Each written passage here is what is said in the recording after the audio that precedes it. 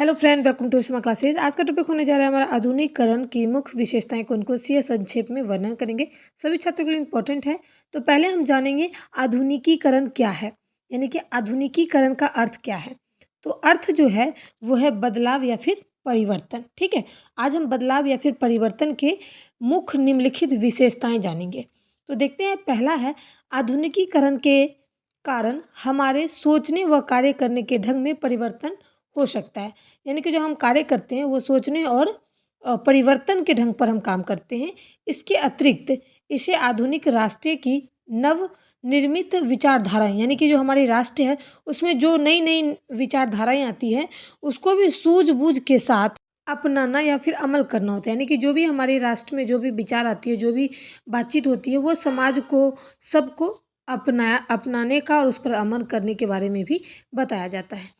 उसके बाद आता है दूसरा, आधुनिकीकरण जो है वो अनुकरण की प्रक्रिया ना होकर प्रगति की प्रक्रिया, यानी कि वो एक स्थित प्रक्रिया नहीं है बल्कि प्रगति। प्रगति मतलब आगे की ओर बढ़ती हुई प्रक्रिया है। तीसरा है आधुनिकीकरण गतिशील विधियों तथा व्यवहारिक प्रणाली पर निर्भर करता है। यहाँ पर वीडियो लिखा गया है, लेकिन विधियों, जो कार्य करने की हमारी विधि होती है, जो हमारा व्यवहार होता है, उस पर निर्भर करता है। उसके बाद आता है 4 नंबर, इसका संबंध स्वाभाविक और इच्छित परिवर्तन के साथ है, दबाव डालकर नहीं।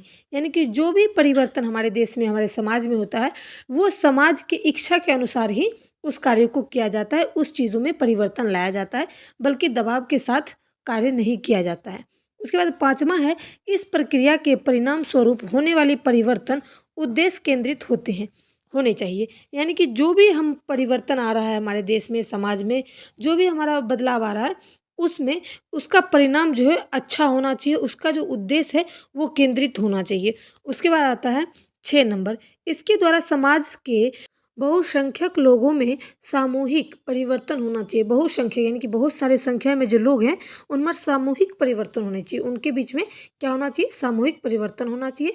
7 नंबर है, समाज के सुधार हेतु इसका कार्यकलाप होना चाहिए। यानी कि जो समाज में जो भी चीज़ की दिक्कतें आती हैं उनके सुधार के लिए कार्यकलाप यानी कि काम होना चाहिए। उसके बाद है 8 नंबर, आधुनिकीकरण एक निरंतर और परिवर्तनशील और विकासशील प्रक्रिया है जो कभी समाप्त नहीं होती है।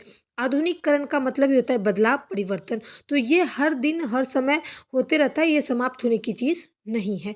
उसके बाद हम देखेंगे 9 नंबर, आधुनिकीकरण का प्रभाव अच्छा व बुरा, यहाँ बड़ा लिखा गया है, अच्छा या फिर बुरा दोनों का हो सकता है। यानी कि जो हमारा बदलाव होता है तो कभी-कभी हमारे लिए अच्छा भी होता है और कभी-कभी हमारे लिए बुरा सिद्ध भी हो जाता है।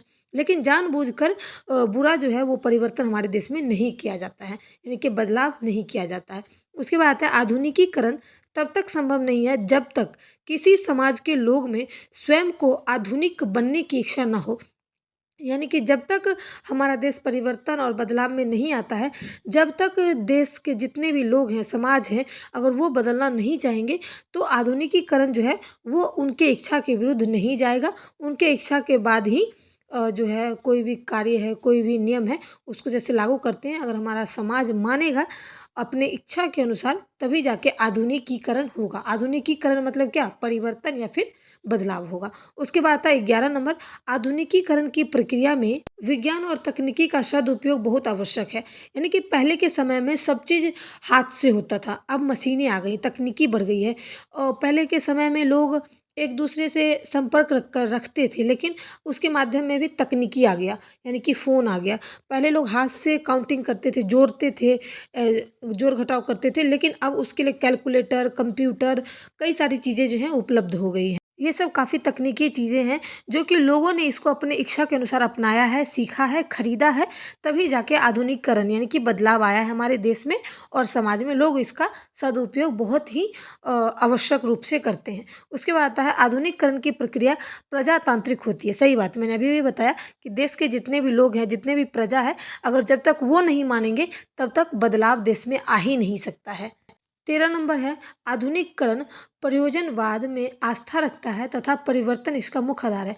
प्रयोजनवाद यानी कि जो कोई चीज़ का परिवर्तन होता है, कोई चीज़ की जो प्रयोजन होती है, योजनाएँ होती है, उसमें मुख्य रूप से इसका जो है परिवर्तन किया जाता है। उसके बाद आता है 14 नंबर, इससे व्यक्ति में संघर्ष करने की शक्ति का विकास होता है। यह भाग्यवाद पर विश्वास नहीं करता।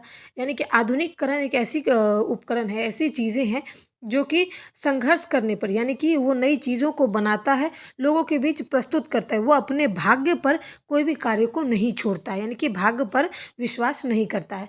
15 नंबर है आधुनिकीकरण समानता के सिद्धांत को अपनाती है और भावनात्मक शक्ति भी है।